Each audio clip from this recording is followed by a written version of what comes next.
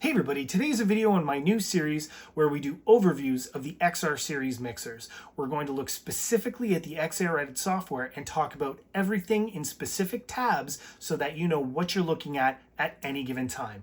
And we're going to start doing that right now. Let's go!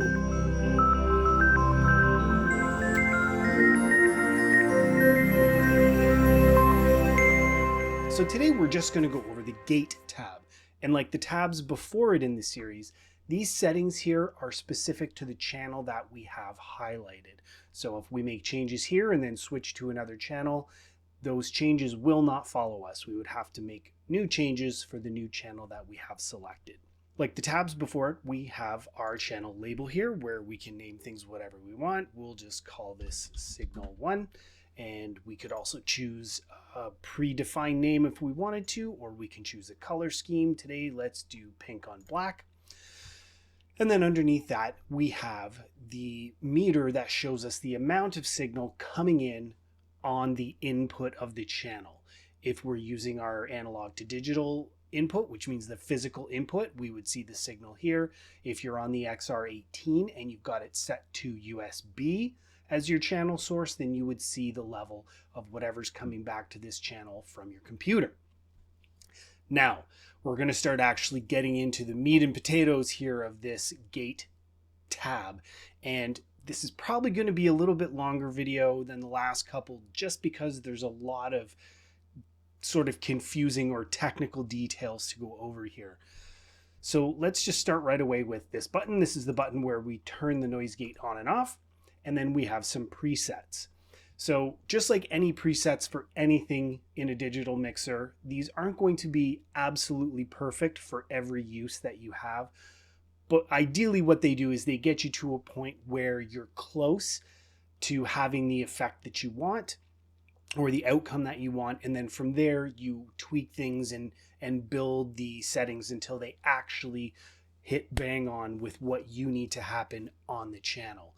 So of course we have a preset for kick, and you'll see that things are going to change here. So this sets it to a gate, and if we do snare, it sets it to an expander. Acoustic is also an expander, and vocal is also an expander. So we've got ducker, gate, and 3 different expanders here. And then for all of these things, we have a threshold control, a gain reduction meter, and then range, which is the amount of signal, the amount that you are going to attenuate any signal that comes through any one of these systems here. So what we're going to do is we're going to start with expanders and then work from there. So let's actually start talking about the expander. So before I actually show you what the expander does, I want to talk about what an expander is.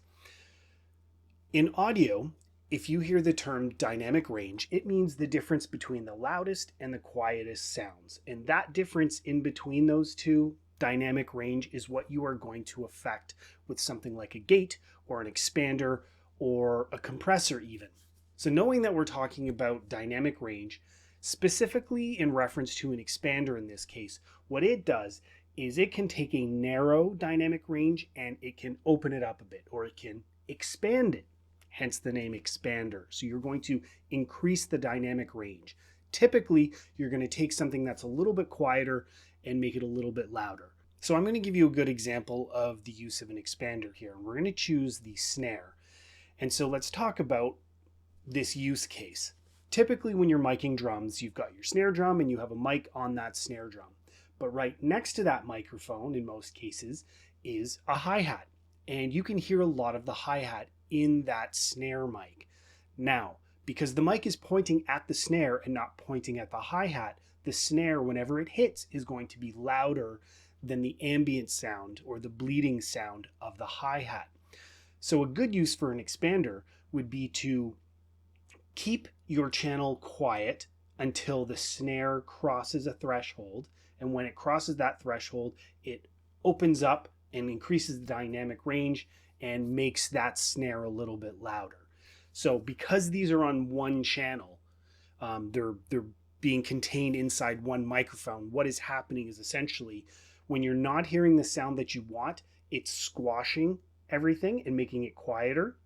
And then as soon as the signal you want to hear crosses the threshold, then it makes it louder so that you can hear that desired signal. Again, we're using the use case of a snare with a hi-hat. So I'm actually going to play you, I'm going to turn the gate off. I'm going to play you a little sample of a snare mic that's also picking up a lot of other noise, but specifically the hi-hat. So let's listen to that. So you can hear a lot of hi-hat. Let's turn this up just a bit. Okay, so what we're going to do is we've selected snare, and it's sort of given us an arbitrary threshold amount. In this case, it does actually work.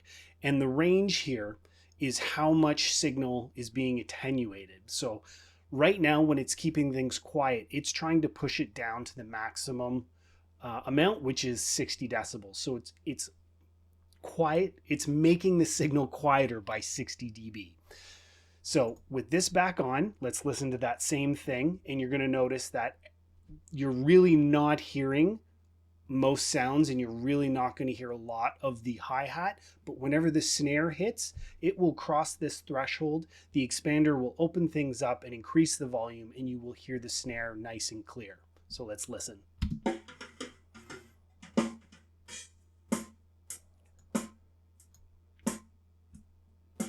You can see if I adjust this threshold, it makes it a little bit better for our use case. Great. So you've seen an expander work, and we've got 3 different expanders here, a 2.1, a 3.1, and a 4.1. This is just the ratio by which it operates. So essentially, whenever a decibel of signal crosses the threshold, it will be increased by this other number. So if 1 decibel crosses the threshold right now, it's going to get increased by 4 decibels.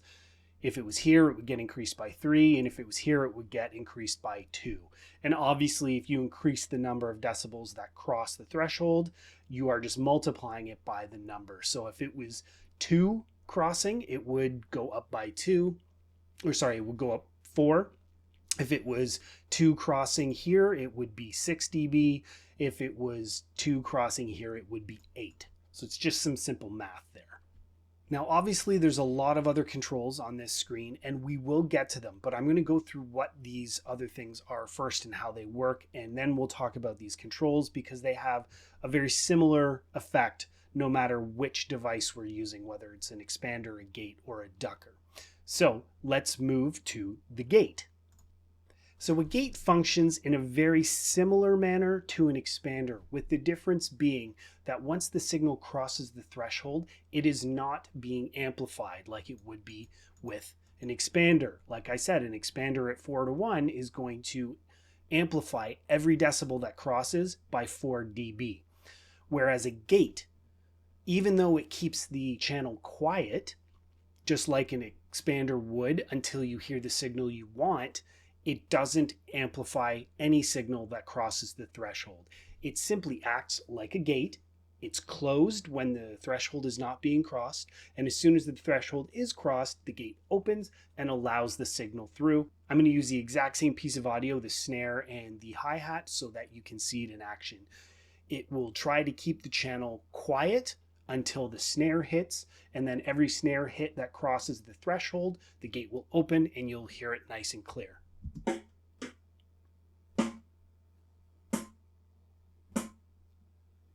And so now that we've looked at both the expander and the gate, let's really talk about this range fader. So what this does is you can see the gain reduction moving as I pull this down. So if I have this down here, the range is at 0, meaning, well, it's actually at 3 dB, not 0, even though it does read 0 here. What is happening is the gain, the amount that the signal is being pushed down, will only be 3 dB. And then all the way up, it will be pushing it down to 60 dB, basically meaning as quiet as possible on these channels. And then obviously anywhere in between is a difference of how quiet it's going to make things when the threshold is not being crossed. So if you didn't want to completely slam a gate closed or have that expander keep everything completely silent when the threshold isn't being crossed, you could back this off. Let's watch it happen in real time. So you can see it's silencing the channel right now whenever the threshold is not being crossed. But as I pull it back, it will not make it quite as quiet.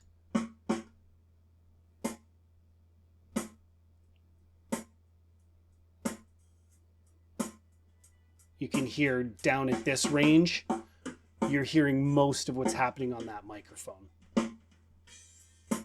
So that range is there for you to be able to fine tune how much you are silencing the channel when the threshold is not being crossed. And that same thing goes for the expander. You can see that my gain reduction meter has not moved even when I'm cycling through these. It will change on the ducker, and we'll get to that in a second, but it's an identical amount of gain reduction for the other events here. So now it's time to talk about the ducker. What does a ducker do? A ducker allows you to attenuate or turn down a signal when another signal crosses the threshold. Now, this is where the side chain comes in. I'm going to turn this filter off, but this side chain is essentially where we choose what signal we're going to use to trigger the ducker. So in the key source, you can choose any of your sources here. Now you can choose self, but what that means is that right now we're on channel 1, and any signal coming through channel 1 would be using itself to trigger the ducker, which in essence would be using itself to turn itself down, and that generally doesn't work. So let's give an example. Let's say we have background music that we're playing on channel 1. So, you know, we're at an event and we have some nice background music playing in the background.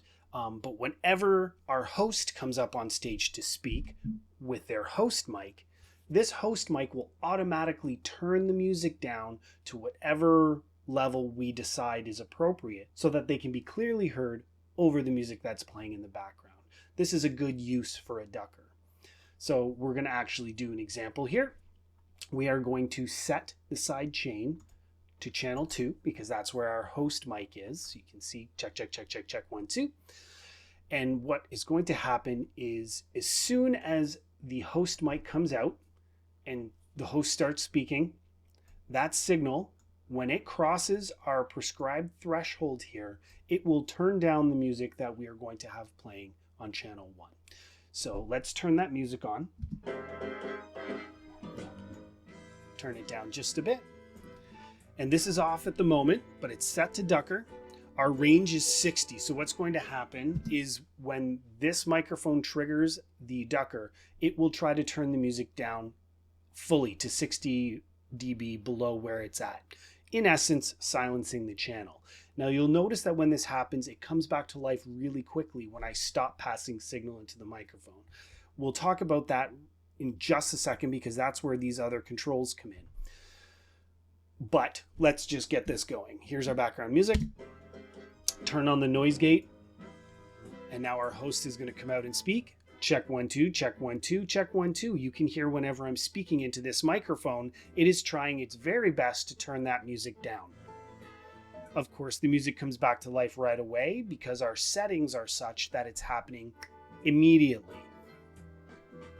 But that gives you an idea of how a ducker works. So now we can actually talk about the attack, the hold, and the release. These pertain to everything we've done here already, but I'll explain what they do. No matter what you have set here, an expander, a gate, or a ducker, it relies on a threshold, the point at which a signal crosses and triggers our device. Well, the attack is how quickly these systems will react once the signal crosses the threshold. So if we have a really slow attack, it won't be super instantaneous. There'll be a slight delay before it triggers the event. Whereas if we have a really fast attack, it will be immediate. The second signal is detected, it will trigger whatever we've selected over here. And so the hold mechanism, this is how long the system will keep our event active, so either our expander, our gate, or our ducker, before it allows it to stop functioning, meaning turn off. And then release is how quickly it will revert to being in the off state. So hold, if I have a really long hold, it will keep the event open or active for a longer amount of time before it starts to turn off. If it's down here, it's quick, which means it will be a really, really quick turnaround time for it to revert to its off state. And then the release is how quickly that off state takes place. If it is a really fast release, then it will turn this event off instantaneously. Whereas if it's a slow release, it will turn it off slowly, allowing a fade in or a fade out of the signal based on whatever we're doing. So let's adjust these parameters for our ducker and see how it works. We're going to play that musical file again, and what we're going to do is we're going to slow this attack down, we're going to give it a long hold, and we're going to give it a long release. So what will happen is when the music's playing and I trigger my microphone to start the ducker, once it crosses the threshold, it will be very quick but not instantaneous that our ducker will turn on. And then once it's on and I stop speaking, it will hold the signal for a longer amount of time before it starts to turn off. And then when it does turn off, it will have the slowest possible release time or turn off time, which means that the music will fade slowly back to being audible. So let's do that right now. There's our music. Check 1 2, check 1 2, check 1 2. I'm going to stop talking and you'll hear the music fade back in. Now we'll look at these same controls for a gate. I'm going to play the hi-hat and the snare sample again. And with all of these down to 0 or as low as they'll go. So what's going to happen is that when the snare is not active, the channel will be quiet. As soon as the snare crosses the threshold, you'll hear it open up and you'll be allowed to hear the snare sound. But because these are all set to the fastest speeds and the lowest hold, it's going to sound terrible because it's going to slam shut immediately again. So it's going to sound really weird. But then I'll bring the release up slowly and you'll hear the change that it makes, where instead of immediately slamming closed, there's a little bit of a fade before it actually closes the gate again. So let's listen to that. So you can hear that it's pretty terrible. It's an immediate open followed by an immediate close. Doesn't sound very nice or very musical. I'm going to slowly bring up the release.